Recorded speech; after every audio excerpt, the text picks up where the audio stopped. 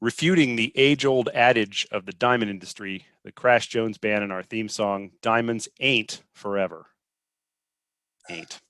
Anyway, my name is Scott Slonaker. This is episode 4 of the Up and In Dynasty League podcast. We are recording in the daytime for the first time ever, thus you can see the sunlight outside my window. Also very sunny down in Florida, where I greet today's guest, Justen Fox, owner of the Temple Terrace Fieldbirds. How you doing, Justen? Hey, good. Thanks for having me on. Thanks for setting this up. It's been fun to watch the previous episodes. It's taken several weeks, not as long as it's taken to set up the one with Nathan in Australia, but it has taken a few weeks, and we had a lot of illness in House Slonaker. Last weekend was horrible. It was just basically once everybody starts going out into the world again, all the illness, all the non-COVID illness that has been waiting for flesh and blood to attack is attacked, and my kids, So anyway, you look wonderful. I waited until I once again had that dewy glow, so it's very important. But the Temple Terrace Fieldbirds are a relatively recent addition to our league. I know the first few people, the first few people we've interviewed were kind of long-running members of the league. You are a little newer. You have been part of the league for 3 seasons? 4? I had to look it up. 2017 was the first year. Okay. And you knew Brady, who is our former commissioner, who's no longer in the league. Mm-hmm. And that was through Baseball Prospectus? I got connected to Brady from Harry at BP. Okay, mostly. Harry. I didn't really know Brady at all. Okay. Before that moment, yeah. But I was basically I just put it out there that I was looking for interesting leagues to join, and weeks later, Harry was like, "Hey, are you still interested?" And he hooked me up with Brady. Okay. I ended up taking over a team that was in existence prior to, so I inherited a roster in 2017. That's right. Which team was it before? I mean, I could probably look it up. But. I don't remember offhand the gentleman's name. I do. The thing I remember the most, and there's still some reflection of that in my team, is that he had it completely littered with Boston Red Sox prospects. That would have been is it the Shaftesbury Killer Bourbon? That Shaftesbury sounds familiar. Yeah. Rafael Devers and Mookie Betts are like 2 of, I think, the last byproducts of that era. Well, I know I've had several people mention to me, like, not that we talk about you all the time, but wow, that team is building a roster. And I know that it hasn't really paid off that much in results before this year, where I just checked the standings. I'm not trying to brag anybody, but I'm defending league champion, basically due to kind of a 1987 Minnesota Twins streak of luck last year. And I'm not doing as well this year. Looked, and there you are on the top of the standings at 7-0. And that is a heck of a start. In our league, not everybody makes the playoffs like in real life. So we ESPN limits the options available. So you really have to do well week in and week out. You can't just waltz in and then try. Go ahead. It was a lesson we learned in 2019 because I think the playoff seeding largely determined the results that year. And I think it was when I was still managing on my own, and we finished behind Rivertown, I believe. We finished definitely second in the division, all because of a week 1 matchup, head-to-head matchup that we lost. So it was week 1. We didn't know who was good or who was not good. Right. We lost that week 1 matchup, and that determined the tiebreaker, or it wasn't the tiebreaker, but we finished 1 game behind first. And then because of that, we got knocked out in the 2019 playoffs before the championship game. So I learned that lesson the hard way in 2019, that every week does count. And last year was just a total write-off. I think it was always going to be like a couple of year plan to rebuild, but last year was last year. So hopefully this year, we've definitely been focusing week to week, and we just came off of beating Rivertown again, which is probably the one item in the schedule that I circled. Fortunately, he didn't have DeGrom. And fortunately, Right. I had That's right. two no hitters. I think Turnbull and Kluber both threw their no hitters against Rivertown, which helps out a lot. Yeah, Rivertown being my brother Brett's team, which Yeah. that'll be an interesting conversation when he gets on the show, because I sort of know him. But he spends a lot of time in my text messages either complaining about or worrying about his pitching, and a lot of that is DeGrom. Which our league does not use wins. So DeGrom is actually an even better pitcher in our league than he is in real life. Not that wins really matter, as we know. We are mostly moderately, well, it's a weird word to use, but progressive stats people. We don't use things like wins. We use quality starts. And that way, just because the pitcher's on we did that on purpose, because if the pitcher's on a good team, then, if you're using wins, then he's automatically better than a guy who's on the Pirates or somebody, who might throw 6 innings, 2 runs every single time out, like a JT Brubaker or somebody is actually pretty good in our league, because all he has to do is put up quality starts. So he's the only starting pitcher I could think of on the Pittsburgh Pirates. Yeah. Mitch Keller, who's probably not going to be a starter for long. No, that seems to be no. Yeah.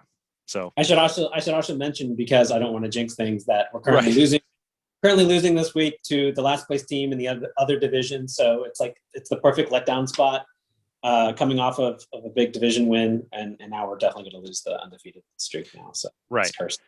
So I wanted to ask you, your team. Now I understand this is likely going to be changing after this year. As I've mentioned a couple times before, we are hoping to expand back to 16 teams, and so the first person in line to get one of the first things we would do is offer a team to, one of you, either you or your co-manager Martin. So how well do you know Martin, and how did that pairing happen? Because I'm curious. I didn't have anything. Yeah. I've never met Martin in real life, but we've been online friends for a few years, I would say. Okay. So you did know him. Okay. Yeah, we converse through and around each other in a shared Slack channel, where a lot of activity happens, and like his coming on board is mostly just due to that relationship, and I obviously got to know him and have seen some of his work and trust him. And want him to be in the league, but I think it's really came out of him not it took me a while to get used to the rules of the league, and that might segue into some discussion later. We're going to talk about that. Yeah. It took me a while, but once I did understand it, yeah. now it makes total sense to me. And I told him that it's a great league to join, especially if you want, part of the reason I initially wanted to join was to just familiarize, have something to get me started in the baseball season, in February or so when we get started. And I wanted to understand the prospects and understand who's good. And I needed something to force me into that habit. Absolutely. Which I think is a recurring theme too. So, and I love the league for that.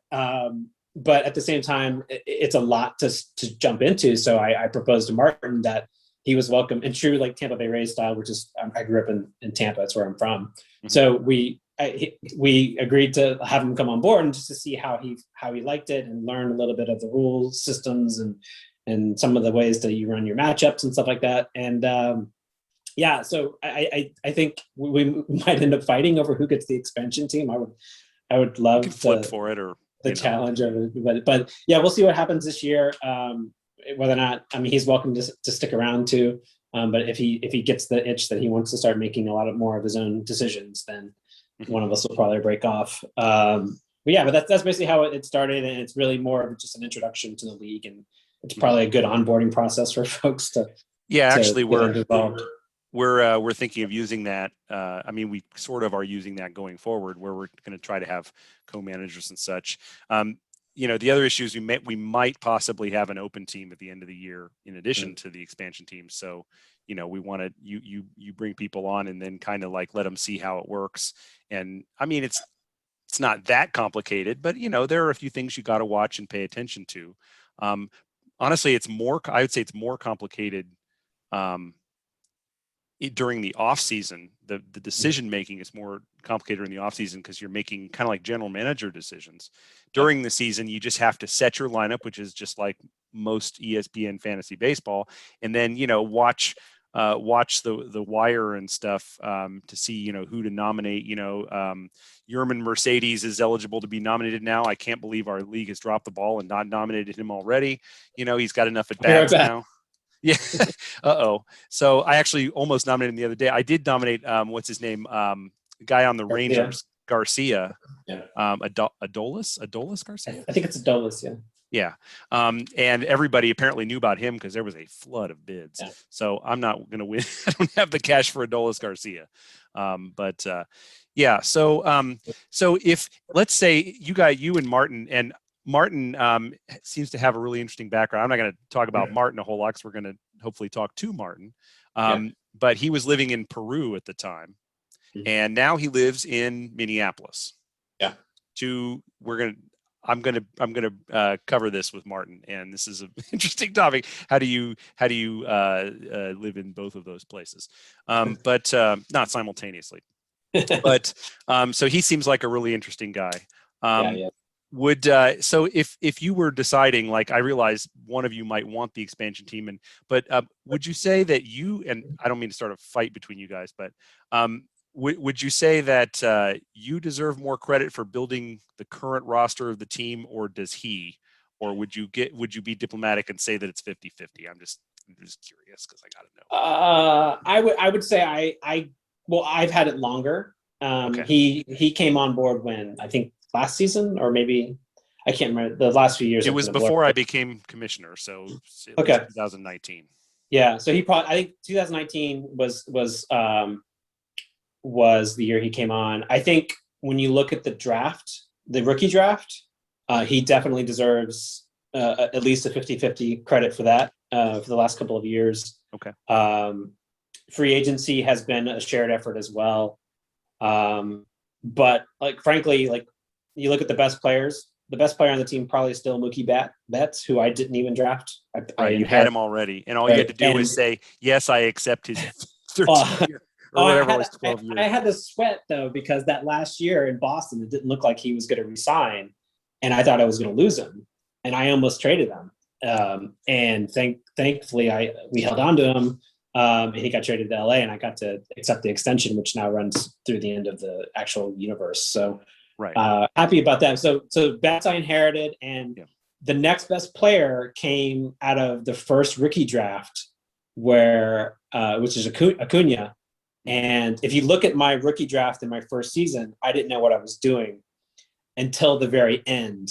And I drafted Rhys Hoskins in the 7th round of the rookie draft, because it took me those weeks to figure out how this worked.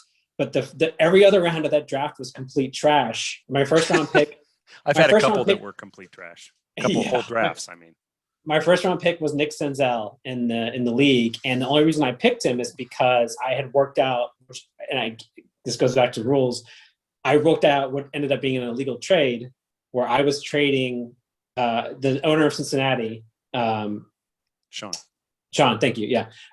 Wanted Nick Senzel because it was a Cincinnati guy. And I had agreed to trade to the Reds players. Yeah. I had agreed to trade. He wanted him at the 2nd overall pick because he knew that's where all the risk rankings had Senzel going. And I was okay with making the deal. And the swap was he was going to send me Zach Greinke, and I was going to get his later first round pick. And I already knew the guy I was going to pick was Acuna. And it was like what little research I had done. I looked up Acuna and said, this guy's going to be good. Let's hope. And so my first round pick was Senzel that I flipped for Acuna. But then everything after that was trash. So really the team is mostly led by players that I kind of lucked into or were drafted by somebody else. Like Javier Baez was the team's best player for a while. I didn't draft him either. He's gonna be a free agent after this year, most likely. Thankfully, we're ready to move on. But Bo Bichette now is stepping up. So it's a mix. I think the team's always strong on hitting, light on pitching, and Martin's helped bring in a lot of the pitching. He's the one who really pushed for spending an ungodly amount of money for Garrett Cole, which obviously pays dividends. So it was a mix. We needed the salary cap flexibility to be able to sign Cole, which came from basically me revamping the team for the first couple of years, and then Martin came in and really added an extra layer to make it. I think hopefully what this story it ends by us winning the championship and parting separate ways. And I think, and then we battle it out, So yeah, I mean, if you obviously you've name dropped several superstars that are on your team. You do understand that if and when there is an expansion draft, the salary cap will likely drop back down to $400 from $460. So that may create a little bit of a squeeze for you. Well, that's why I want the expansion team. Yeah. I'm gonna leave Martin. You want the expansion. Okay, so you would let him keep this team of not overpriced, but you would let him keep this team of adequately priced superstars, that has just hopefully in your mind won the championship. And you go, here you go. I'm gonna take the bad news Bears over here. I'd be open to that. I think mostly because I've been trying to convince John to trade me Bobby Wood Jr. ever since he drafted him, and he's not budging on it. Even though we have a full John, if you're watching, please trade me Bobby Wood Jr. For God's sakes. You can have your pick of all of these prospects. You're offering him what? Like a whole shopping basket full of? I gave him the whole story. I told him that. So I grew up in Florida, and like some of my first exposure to the sport of baseball was going to spring training, because absolutely, I went to a few spring training games in Florida as well. Yeah, and when I was a kid, we didn't have the Rays yet, so the only baseball we had when I was a kid was spring training, and that's a good point. The Marlins weren't there either. Yeah. I mean, so I grew up in Tampa, and the distance between both geographical and like actual just like society distance between Tampa and Miami is sort of like a Philadelphia-Pittsburgh relationship, where it's like the same state, two totally opposite parts of the state, even though I live in South Florida. It's a big state. I remember when I grew up and we used to drive from Southwest Ohio every year down to the Gulf Coast. A bunch of my mom's family lives in is from Tampa, St. Pete, actually. Yeah. So we would vacation in Treasure Island, which I'm sure you probably know where that is. And so we would, drive down, and it's about it's 16 hours, maybe 12 to 16 hours, something like that. And you'd cross this. I remember as a kid, I'd get really excited. You cross the line from Georgia into Florida. Georgia took forever to get through. You cross the line into Florida. It's like, oh, yay, we're in Florida. And my dad's like, we got 4 more hours, just to get halfway down the state. Florida's huge. Yeah. Like, it is humongous. I mean, I know everybody likes to think of it as like, it's America's giant extended middle finger. Well, it's just big. It's a big state, and it takes a long time to go from one end to the other. Yeah, it's Florida's a reflection of the entire country, because like the way you just described it, Tampa and the west coast of Florida connects to the rest of the country through I-75, which is right, I-75. Yeah, and then Miami and the whole South Florida region connects through I-95, which is goes all the way up to the Northeast. So that's what defines the state. The west side of the state is very Midwestern, right, and totally different than the east side, which is basically an extension. It's the sixth borough of New York, essentially. Like all my neighbors, right. All my neighbors are New Yorkers or Connecticut people. It's ridiculous.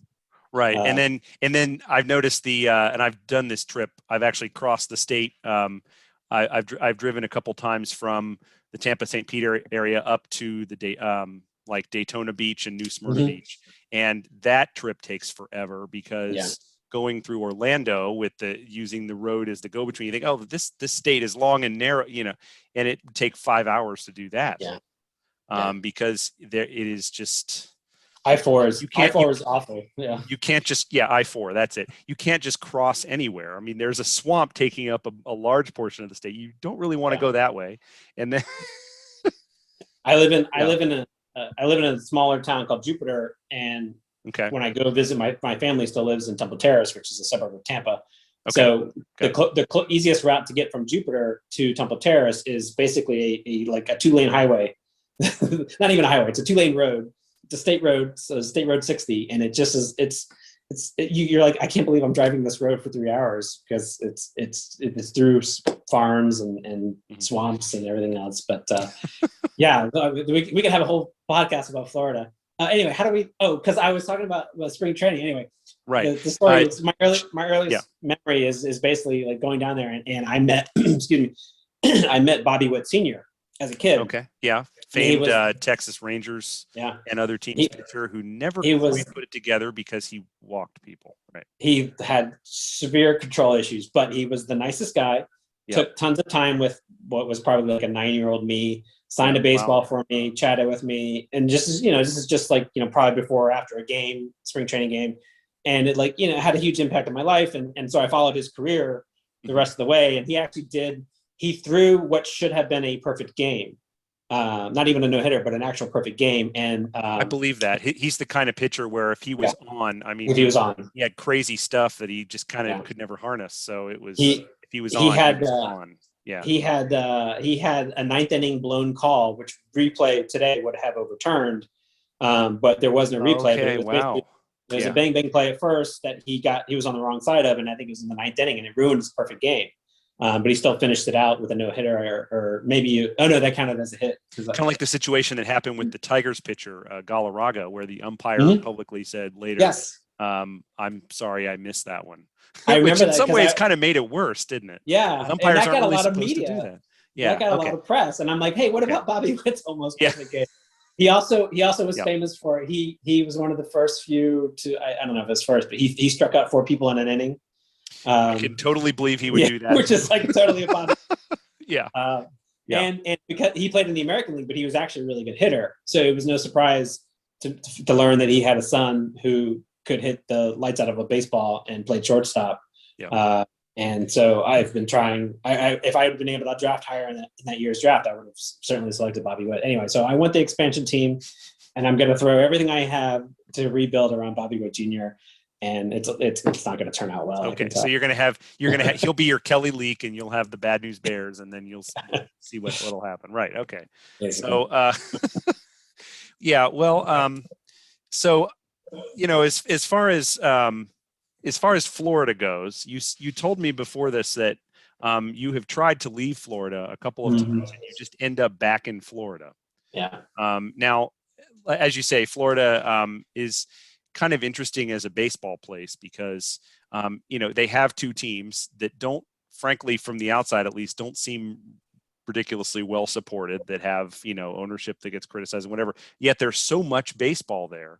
High school baseball, high school sports are huge in Florida. I know, just in general. So many players come out of Florida. Like there's all this baseball, the spring training, all that other stuff.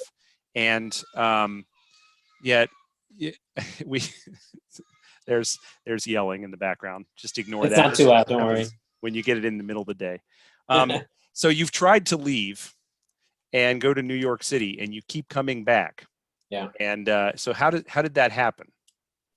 I don't know. I mean, just to comment on Florida, you're right. It's kind of like how Minnesota is for hockey, and that there's just hockey everywhere. It's the state of hockey, but like the Wild they lost their team for a while, and so like Florida is especially where I live. It's a very, like, we have baseball tournaments almost year round. There's tons of fields here. I live almost like a short bike rides distance to the spring training facilities for the Marlins and the Cardinals. Right. I mean, the Florida, and I'm just guessing, it might produce the most good prep players per capita than any other state. Yeah. I mean, California is going to be up there, obviously, but like it's just so many. There's the Reds, my team alone probably have 10 Floridians on the team at least. Just, and every time I listen to a podcast where they interview one, it's like, so you're from Florida. And then the host always talks about how Florida players are just different. They have this like kind of swagger to them. And it's not a cultural thing. I don't think that's just the way they play the game there.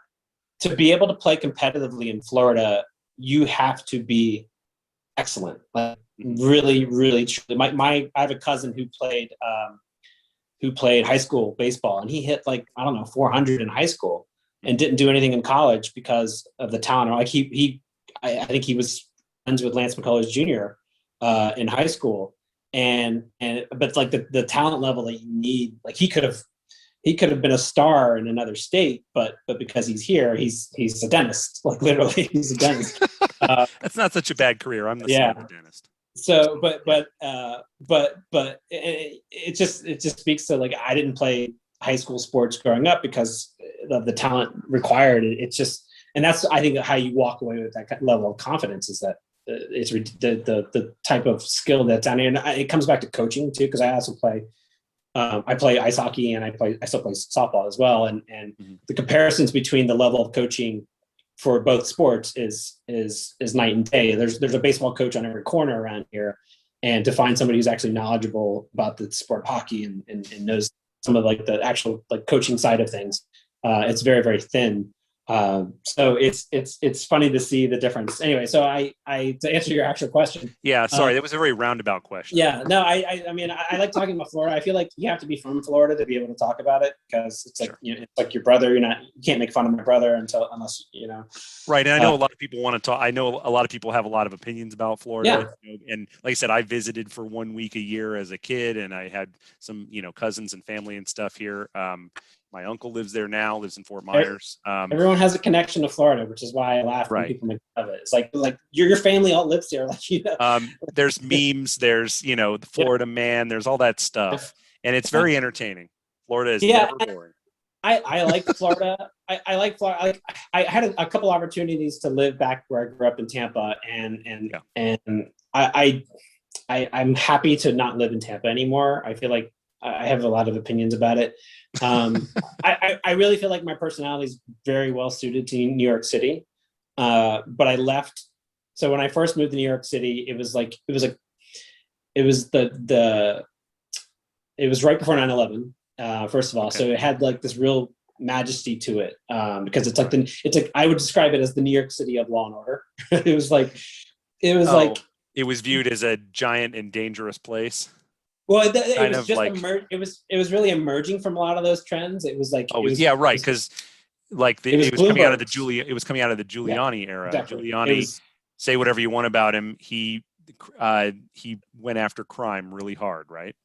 And he may or may not have, like, he certainly gets the reputation for having cleaned up the city, and the city. I know it's probably more complicated than that. Yeah, the city certainly did get better in the 90s, and so by the time that I moved there, it was the start of the Bloomberg time, and that was the transition of New York City. Has all these really cute local and corner shops, combining with the corporatism that it is now, to the point where, like, that's ultimately I think why I left New York City, is that I realized that it had overdeveloped so much that like the things that were cute, like for example, West Elm is a very popular furniture store that I'm familiar with it. That I think probably started in San Francisco, but like the types of places that West Elm would be only like cities like San Francisco, New York. But now there's a West Elm down the street from me, and I live in the suburbs. There's a Grimaldi's Pizza down the street from me here in Florida, even though that started in Brooklyn, and the actual Grimaldi's is no longer really. It's called Giuliana's in Brooklyn, and there's a Grimaldi's literally across the street that's franchised, and it's terrible. You don't go to Grimaldi's in Brooklyn. Go to Giuliana's in Brooklyn. It's the same place. But that tells the story of like this is what New York became. And so I first moved there during this like awesome transition, and like it was a place for young people, and I was young, and I wanted to work in film and TV, and I thought that was like the thing to do. And then I realized that no, I don't want to do that in my life. So I moved back to Florida. Yeah, I moved back to Florida, and the last job I had in Florida is the reason why I left. I worked for a hockey team, much like John does now. John working for the St. Louis Blues, as we covered in episode 3, and you worked for the Lightning. I worked for the Lightning from 2009 to 2011, and actually today is actually a pretty big mile. I have a calendar note in my Google Calendar because of today is the day. My last season with the Lightning, we went to Game 7 of the Eastern Conference Finals. Mm-hmm. We lost to Boston in Boston. Tim Thomas pitched a shutout. And there were no penalties called in the game, which was a travesty because we outplayed them. Should have gone to the finals, would have beaten the Canucks and won the Stanley Cup. And that was my last season with the Lightning. And so I have a great amount. I loved listening to John's episode because I got to hear him talk about that journey that he got to go on a couple of years ago. And when the Blues won the cup. Yeah. And I got to go on a very similar journey that ended a little bit short, but I felt his emotion in that moment, because I even going that far was a powerful thing. And like he talked about how he's so young, but this is like one of the most amazing things of his life. And it's there's something about being in the playoffs for a hockey team that's a little bit different than I think other sports, because of how hard it is. Yeah. I mean, he portrayed it as that. I mean, I suppose baseball playoffs have this reputation as well, that once you get in, that basically anything can happen, and that there is an element of randomness. The team gets hot, a team gets cold. Individual players can more carry a team in a short series, and I think. Yeah, and I am not a very knowledgeable hockey person, in all honesty. I'm not going to pretend. It's great to hear people talk about that when it's their passion, and it's, I know a lot of hockey fans, and I just wasn't really exposed to it that much as a young person, and I don't change very much. So I just never got going. I mean, I actually live in a city with a hockey team now here in Columbus, but honestly, in Columbus, all the other sports are just passing time till OSU football gets going. Which is why you're not going to see an NFL team in Columbus. You're probably not going to see an MLB team either. I've been to Columbus a couple of times. Even though Columbus is larger than San Francisco, if you can believe that, it's like number 12 or 13 largest city in the country, and yet I don't think anybody holds out any hope or whatever that it's going to have these major league teams. Contrast that to Portland, where I lived, for 10 years. There are people always trying to get Portland a baseball team. In fact, Portland came up in the news again because now the A's are supposedly going to go hang out in Portland to see. And by the way, Oakland, just so you know, they are not going to give you taxpayer dollars. Okay. They said that already to when the Marlins visited a while back, around the time that I was moving there. There was another team that was supposedly going to move there too. Same thing. I think it was the Giants. No, that was the Giants were going to move to St. Petersburg. That's what it was. It was, I can't remember what the other team was that was considering. Anyway, they're not going to give you any money. So you're just going to have to do it if you're going to have to do it because you want to, and they're not going to. So they want free money. They're going to go someplace that's going to give them the free money, and that's just the way it is.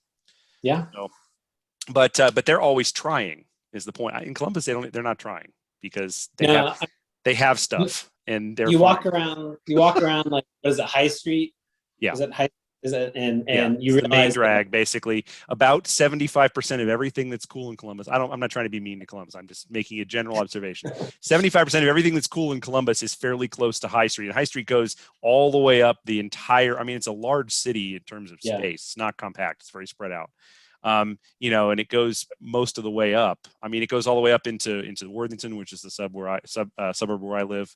And, we have, it's the same High Street, going straight up, and that's our main drag too. So, it's a pretty long street. And so 75% of everything that you need to know is within a quarter mile or a half mile of High Street. And the other 25 is in German Village. So it's well, that's close to High Street though, is it not? It's pretty close. It's like, but you have to traverse downtown. I would say. German Village is a cool part of town. I agree. Yeah. I love German. Everyone loves German Village. Yeah. So, the city is, it's kind of hard to characterize because it's kind of like American standard culture. There's not really anything specific. That's why if somebody was to try to pull something out, you're going to pull out you're going to pull out the college football team. Nothing against the college football team. Everybody wants to be a part of it. Believe me, every business, every car dealership, everybody. Yeah. It's an interesting city because I went to school in Tallahassee, and it's very similar in that it's a state capital. So you have this like legal and government infrastructure around major universities. But then the university kind of complements and also dominates that culture. Yeah. But it's just funny for me to think that you could add an NHL team on top of all that. It's clearly for the television market and not for anything else. But I would never put an NHL team in Tallahassee, for example, even though I think Columbus's airport might be as bad as Tallahassie's airport. Tallahassie's airport is really bad too. Okay. And you're talking about Florida. You went to Florida State then? Yeah. That's in Tallahassee, right? Okay. I almost said University of Florida, and I was like, no, that's Gainesville. I remember. Okay. Yeah, So I'm not like the only piece of me that's still a Seminole. Like, I don't really care about their sports teams or anything like that. But the piece of me that's left is I can still hate the Gators, and so hating the Gators is part of how I was raised. yeah, no, hey, hate can definitely be stronger than love. So, I mean, there are times when, my Reds don't really, I mean, they've played very poorly as of late, for example. Mhm. And, so on days when they get blown out, I go and see, and maybe the Cardinals lost today. Maybe we'll have something to take away from today that's happy. That's all that Because I matters. just do not like the Cardinals. I've never liked them. And, Right. and it's the same thing with the Pittsburgh Steelers in football. It's the same thing. If something bad happens to them, which is not very often because they are always good, almost always good. I follow a crappy team. It's not very Right. good historically, but at least maybe I can hate on the Steelers. It's something to direct some energy into. It's basically why I enjoy Alabama football, because they will always beat the Gators. It's great. Yeah, that's true. I mean, they're good pretty much every year. So you said you went to New York twice. Yes. So you moved back to New York after you were done with the Lightning then? Yeah. So I would categorize my Lightning departure as like a really bad divorce. Even though I'm currently happily married, but I was not at the time. So to me, that was all like, it was the kind of job you work, 16 hours a day and your whole life is about. And yeah, John described it that way too. Yeah, it's very true. Yeah. And when I didn't leave, I left on my own terms, but I left because new ownership came in, and the owner is great. But when new ownership comes into any job, they are going to bring in their own people. And they brought in some people that I didn't get along with that one. Let's just leave it at that. Okay. And it was the right time for me to leave too, because I was getting to do everything at the time, because this is, at a time on the internet where folks didn't really take it seriously yet, but we're starting to see how to take it seriously. So I was running the social media accounts. I was running the website, and I was able to take nobody else was doing this. So I took a video camera into the locker room and started doing interviews with players. And so I got to travel with the team. I was literally doing, like, when I left, they replaced my position with 5 full-time jobs. So it gave me a good idea of the value that I felt that I was providing. And also I understood that I was never going to do this again. Like I was going to have to pick one of those jobs. I wasn't going to have to pick all 5. So I left and just knew that I couldn't stay in Tampa anymore, because it was like a divorce. I had to get away. So I moved back to New York. I guess I could have. My brother lives out in San Francisco. I considered a lot of different places, but that's a tough city to move to. Yeah, because I work in the tech. I work in the tech world, and at that time, the idea of moving to San Francisco was after, like, if I'd have moved. My brother moved there in 2006, and he got in early enough that he has a place that he can live and afford still. And by the 5 years later that I was looking at potentially moving, it had gone crazy by then. It's obviously crazier now, but it was already going crazy. So New York City made the most sense. And I had a background in like the news and media world, and there's lots of news and media organizations in New York, and that's what I ended up doing.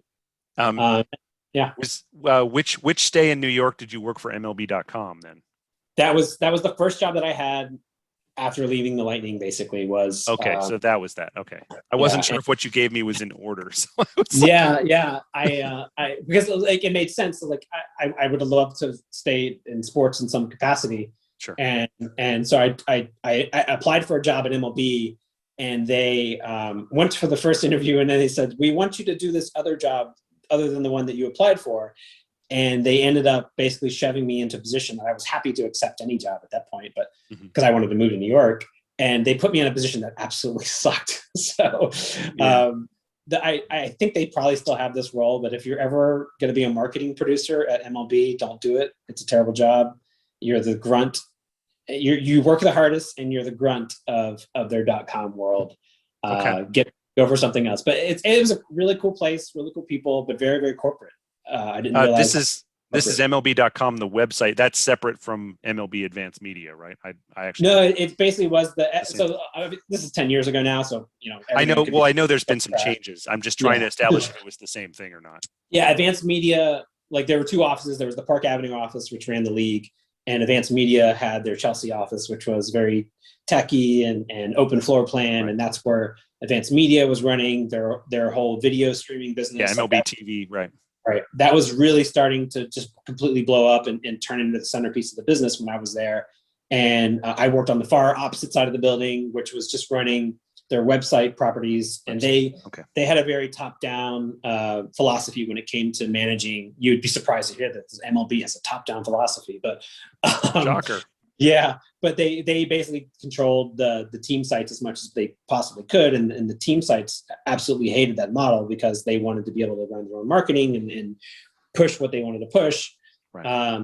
And so like I got assigned the Mets, which was like the most toxic of the teams to work with because not only was it like during the previous Mets ownership, it was also just like the idea that the Mets needed to be guided by some other corporate entity in New York City was just, you couldn't have had a worse. It's kind of like it's like how Dolan's running the Knicks now. It was just it's just like always combative, and that's also why I hated my job at MLB. Oh, geez, yeah, that sounds. So you're just happy. You're basically just happy to be back in Florida now. So. Yeah, I mean, it worked out because it was a job that allowed me to get an apartment in New York City, and I ended up living there for another 5 or 6 years, and met my now wife in New York City. Oh, okay. Well, that's so worked out well. We relocated to Florida. We live in a part where I basically had a job in New York that had an office down here, and I never really knew this part of Florida before, and just commuting to see the office here got me familiar with the area and realized that it's actually a really, really nice part of Florida. It's where Tiger Woods lives. I'm not neighbors with Tiger Woods, but like I can take a boat to his house. Oprah has a house here. Like there's a lot of really, I think Bobby Orr has a place here. There's a ton of celebrities that live in the Jupiter area. Mm-hmm. And if you go to the not rich part, that's where I live, but their property taxes make the rest of the region look and be like it's a nice area. So thanks to them for spending all that money. It's the only part of Florida that I would ever endorse is around where I live. It's like basically north of Palm Beach County. It's the only good part of Florida. But that's we ended up here almost by chance and liked it. So. Yeah, well, I feel the same way about, like, I wasn't, when we were moving back from Portland, I mean, I could have gone back to where my own hometown in the Cincinnati suburbs, and I had no desire to do that. Like, I did that already, and I knew, I was much more willing to take a chance on my wife's hometown. and it's worked out really well. And I mean, I know lots of people from Cleveland, but I wasn't really about to go there either. So I just, for me, it's the only, I mean, I'm kind of in the only spot I would want to be in. So, although now my brother has moved back to our college town in Athens, which is a tiny town in the middle of nowhere. And so we're going to talk about that when I have him on. But we're running a little short on time. So I definitely want to get to the stuff about the league rules. Okay. Because I have tried to broach this subject with several of my other interview subjects. And nobody, if you've listened to these other episodes, you've noticed that other people so far have not really been highly critical of the rules. And that has not been a problem with you. And I have a tendency, and I'll say this up front before we start asking the questions. I have a tendency to be a little defensive of the league's rules as they stand because I had a hand in creating them. I did not create. I mean, the fundamentals of everything was created by Crash, obviously. I mean, Crash just wrote this document, and that document still exists, 9 years ago. It's been revised a little bit. I mean, I took a little bit of my wannabe journalist, editing to it and stuff at times. And we've made a few changes here and there. I mean, we changed the way salaries escalate. We changed, a few things. But you've had some interesting opinions about what we should do going forward. And is it fair to characterize them as basically opening things up and making it basically less rules? No. I don't. You don't seem to be into making it as much like a simulation of real life as possible. I mean, you can be gamist or simulationist, right? I'm okay either way. I think I was looking for mostly consistency. I think what you're seeing is it's a contrast in like maybe some of our professional styles too. So I work I work as like half a product manager and half like a software engineer, and so some of my like organizing principles are around like constant updating. I'm trying not to use like work words like iteration that are going to make me throw up. I do work in this in the same company as people who say these things. Right. So I'm approaching it from I want to see consistency, across some sort of cohesive like binding principle applied consistently across the entire thing. I think that the way that I've gone about communicating the changes is in a style that probably makes more sense once you know me, because I would say that, yes. Yeah, because I will very casually in my sense, like in a friendly way, like push on things, but at the same time, not fully understand the impact that the context that it might bring without you having all the context. Right, when you put on the Discord, this is stupid. Yeah, exactly. But because it comes from a place of like, I think I've just trained my brain to always be evaluating and pushing on things that I are not like as efficiently tuned as possible. So like the signing things has always, I guess some of the loopholes that I've always either sought to exploit or just been aware of are places that I'd like to just close loopholes as much as possible and just provide some sort of like some fairness across the board. Right. So one of the things that seems to have the most traction so far, and this is my opinion. Okay, we haven't voted on it yet. I don't know. I'm just not making any rules in this podcast. I'm just one vote. I mean, I really try very hard not to sound like I'm the boss. I mean, I am I'm the coordinator is what I am. You have to be the boss, but no one listens to you. That's what a coordinator is, right? All of the drawbacks of bossdom, none of the benefits. Yes. Anyway, so I've worked in corporate America for a long time. And I've had some coordinator roles and never really boss roles.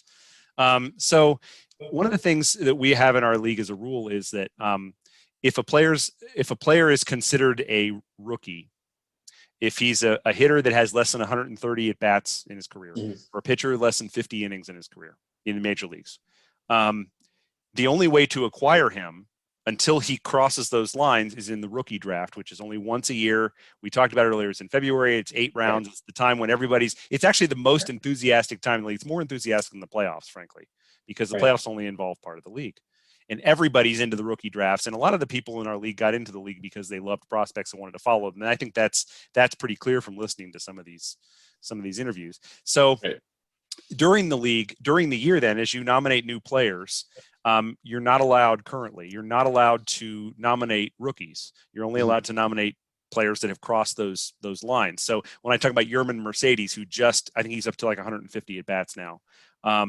And he hasn't turned back into a pumpkin. He's kind of pumpkin shaped, but he hasn't turned back into a pumpkin yet. And so he's, and so like, it's amazing somebody hasn't nominated him already because he wasn't eligible until now. And no one was going to take this guy in the rookie draft. And because in February, nobody knew who he was. Right. So you're saying you don't think there should be that rule. And so would you chalk that up to consistency, or is there some other reason? Is it? Yeah, I don't think it makes any sense to have to wait once the season starts, because like we've talked about, the only reason he's not going to get nominated during that year is if the guy gets hurt. Like he's going to hit, if he's worth being on your roster and he's still playing in the major leagues, he's going to get nominated. So we're not saving that player for next year's rookie draft because they're going to reach their minimums. Right. He's going to end up being nominated. Yeah. So all we're doing is just penalizing the folks for who end up actually getting him because they're not going to get anywhere close to a full season. A guy like I think where it really hurts a player is a relief pitcher, because if we're waiting for them to hit 50 innings, it takes a while. they got to get that, maybe at the end of the year, maybe in August or September. Right. And it's going to take away one of my little rookie draft things that I like to do in the last few rounds, where I take the pitchers that had 40 dominant innings and they're not eligible any other way. And so I'm grabbing them. And then next year they turn into a stud. They turn into the closer. Yeah. It's a roll of the dice. This year I have done this a whole lot. Yeah. We ended up taking Jordan Weems this year and Paredes on the Astros. But the guys that we passed on. Yeah, the guys that we passed on are superstars now. Like we passed on JT Brubaker. We had these guys on our list. We just didn't pick them. I screwed up. I grabbed Jonathan Rodriguez from Texas. Tommy John surgery, didn't even throw an inning this year. Right. So now I got to hold on to this guy for a whole year. Wait for him to come back around again. Is he going to come back in and be like Steve Nebraska and throw 110, or is he never going to be heard from again? Who knows? Yeah, so, it's a guess. What are some of the other changes? What are some of the other changes you wanted to make? As we're gonna wind down here. Yeah, we're getting that's close fine. to our time. I think moving off of Facebook was the other big thing that I always wanted, and I think we've seen the results of that, because the league is way more active and just more social than it ever was before. Facebook was, I think for most of us, the only reason that we were still on Facebook. Yeah, I'm never going to delete my profile, but I don't really need to. Yeah, but it's actively checking and everything like that. So I think that's been a great change. That's really the only other big thing. Groups is the only other thing. Like there are certain groups that I follow, and that's it. Yeah.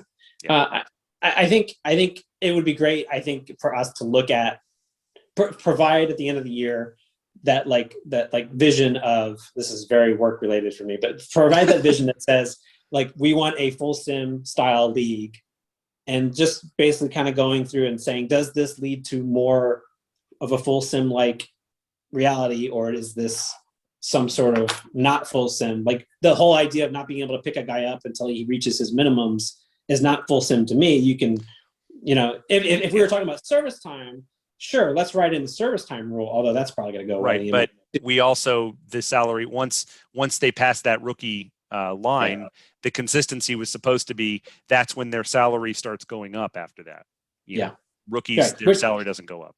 Which is great. So we're not really, the rule that I was really pushing on, it has no connection to real life MLB management, which is why I think I was harping on it, because I was also upset that we were all playing that game in the rookie draft, that trying to find those. But if the rookie draft wasn't capped at 7 rounds, then you could have your own sort of internal discussion. Well, I've got this prospect that I drafted 2 years ago that's going nowhere. Maybe I can throw him back and open up a new spot. So it just was a constriction, but I'm generally happy with the league. I love the league. I brought in more people to be a part of the league.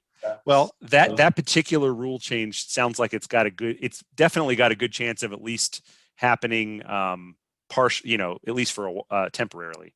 But I bet you, I wouldn't be surprised if it goes through all the way. I mean, maybe there's some people, I know Crash just thinks it's a way to force people to pay attention to what is going on with players not on your team. And so he likes having to check and see if the guy got to 130 bats yet. Now that's fine. I mean, but that's other ways you can do that. I agree. That's a device, but I'm just saying I saw that argument. So it's just been very interesting. I know, there are other ones why can't you add and remove players from your ESPN roster without any penalty? Because we right now we have a rule where if you have too many guys on your team, we have some owners who just love to pile up as many players as they possibly can. I used to be one. Who would do that? To be one. Yeah. We have a couple that are notorious.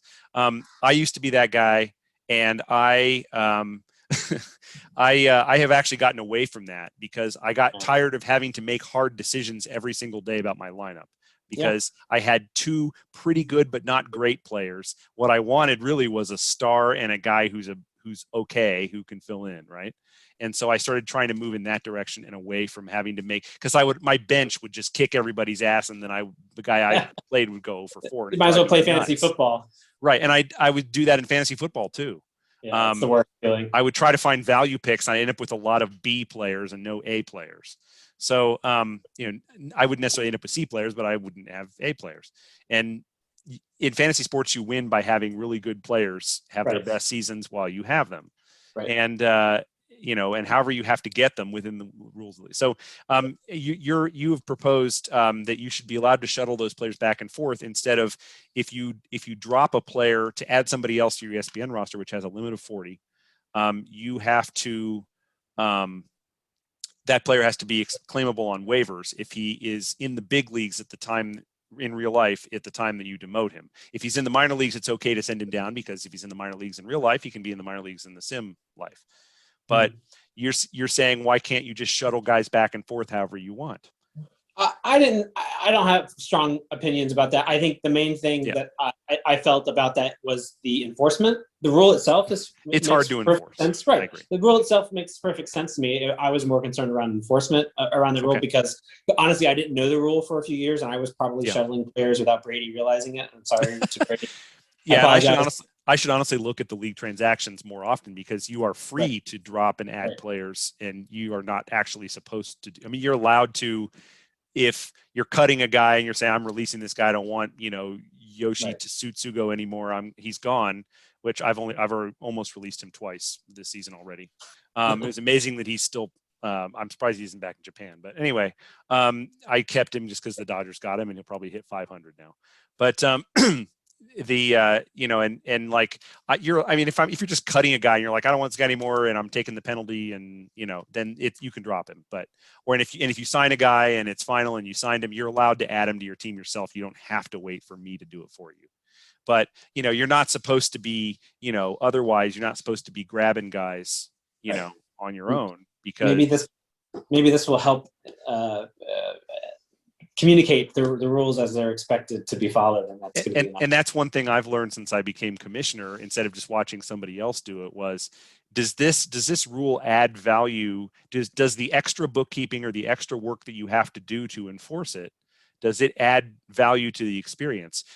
I personally am supportive of having, if you send a big leaguer down from ESPN, that he should be claimable because there should be stakes to, you need to make hard choices. You can't just roster 90 dudes.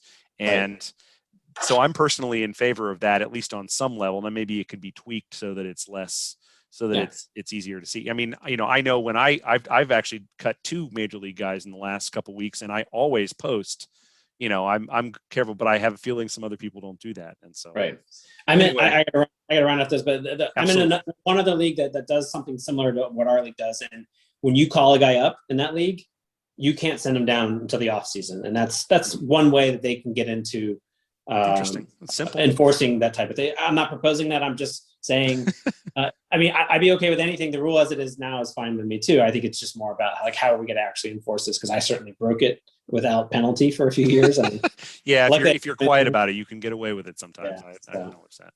Yeah, sounds good. Anyway, it's fun to debate these things because I think, because I'm like you, I have opinions about this kind of stuff all the time, and I'm a details person. I'm a big details person. I actually really enjoy maintaining spreadsheets. I actually kind of do that professionally too, and it's just something that. But when you're the commissioner and you are dealing with this for not just your team but 13 other teams, and next year hopefully 15 other teams, like that, my perspective on it has changed. Like, is this really something that is worth doing? Is this creating fun and positive experience? So anyway, we'll see how it works out.